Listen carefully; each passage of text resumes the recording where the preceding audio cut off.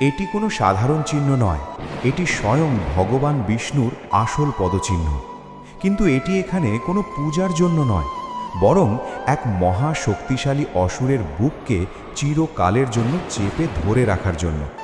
এটি হলো অসুর গয়াসুরের গল্প। কিন্তু একটু অপেক্ষা করুন, গয়াসুর কোনো পাপী বা দুষ্ট রাক্ষস ছিল না, বরং সে ভগবান বিষ্ণুর এমন এক মহান ভক্ত ছিল যে কঠোর তপস্যা করে সে ভগবান ব্রহ্মার কাছ থেকে এক অসাধারণ বর লাভ করেছিল। সেই বর ছিল, যেই তাকে দেখবে বা স্পর্শ করবে সে সরাসরি মোক্ষ লাভ করবে।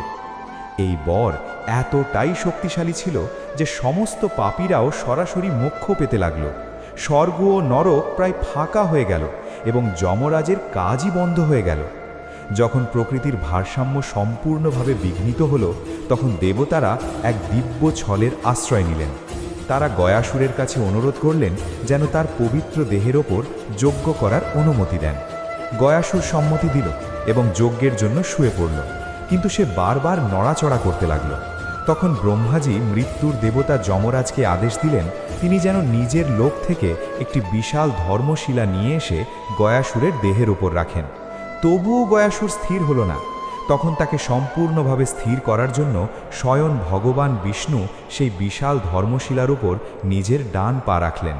সেই মুহূর্তে ভগবানের পদচিহ্ন সেখানে চিরকালের জন্য অঙ্কিত হয়ে গেল। ভগবানের স্পর্শে গয়াসুর পরম আনন্দে আপ্লুত হল।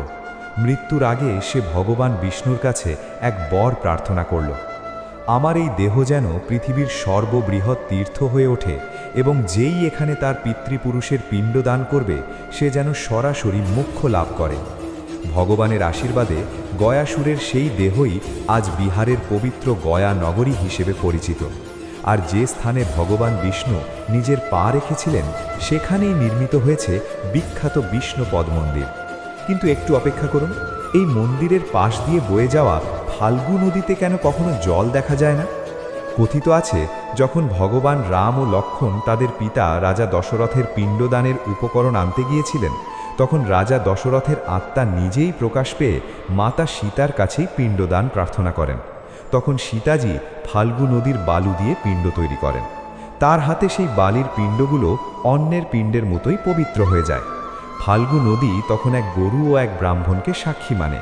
কিন্তু যখন রামচন্দ্র ফিরে এলেন তিনি বিশ্বাস করতে পারলেন না যে কোনো উপকরণ ছাড়াই পিণ্ডদান কিভাবে সম্ভব।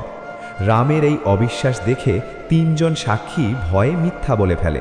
এতে ক্রুদ্ধ হয়ে মাতা সীতা তিনজনকেই অভিশাপ দেন। ফাল্গু নদী অভিশাপ